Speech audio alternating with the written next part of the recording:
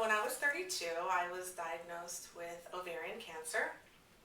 Quite young to have something like that, obviously. Um, and I was sick for quite some time.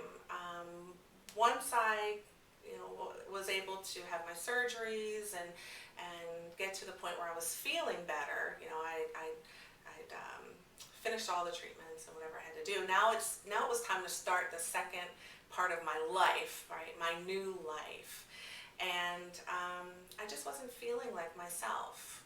I didn't have as much energy. I was tired a lot because of that, and I felt that I wasn't as sharp. Um, and it's hard to quantify, but I felt like I didn't have that spark, that certain something that you're missing.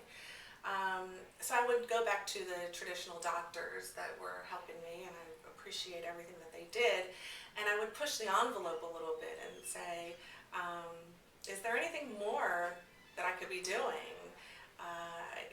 I feel like I'm doing research. I see what's happening in Europe, and I'm watching these different type of hormone replacement commercials. And what more could I be doing? And the response was, you're doing everything that you need to be doing. You're fine. Well, if I'm so fine, why do I feel this way? And it didn't make sense to me that I went from having my normal hormone mix to nothing, and you're telling me I'm fine. So that never settled nicely with me.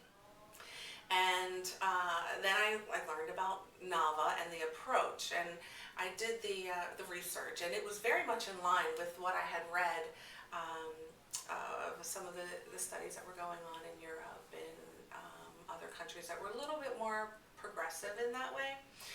So I started a round of pellets after doing my research, and I felt comfortable with that. I felt comfortable with the environment, with the doctor. I completely trusted him, and I did my first round, and I think I noticed a difference about maybe a week and a half, 2 weeks after the pellets were inserted.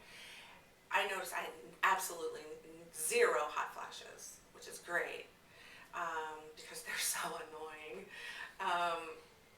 But more than that, I felt this spark again. When it was time to get up, I had energy.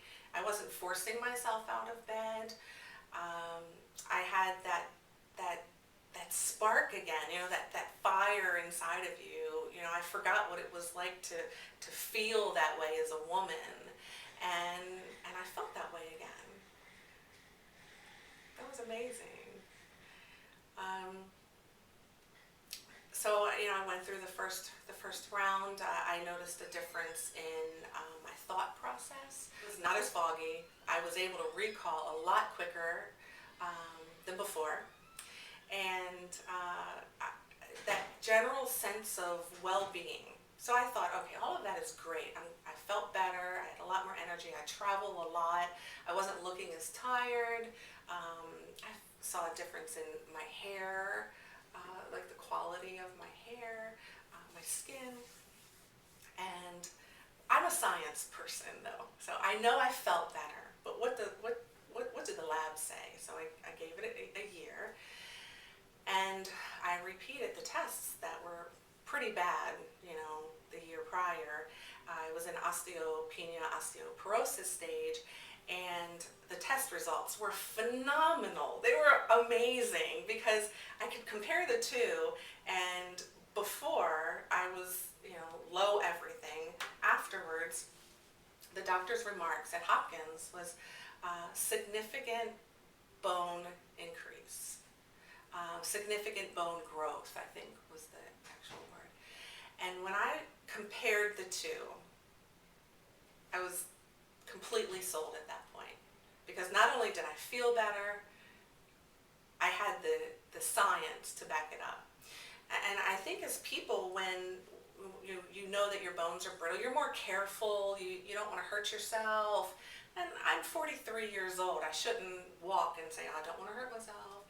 Well, I don't feel that way anymore. I feel strong. I feel really strong inside and out. So it's That's my journey in a nutshell. Yeah.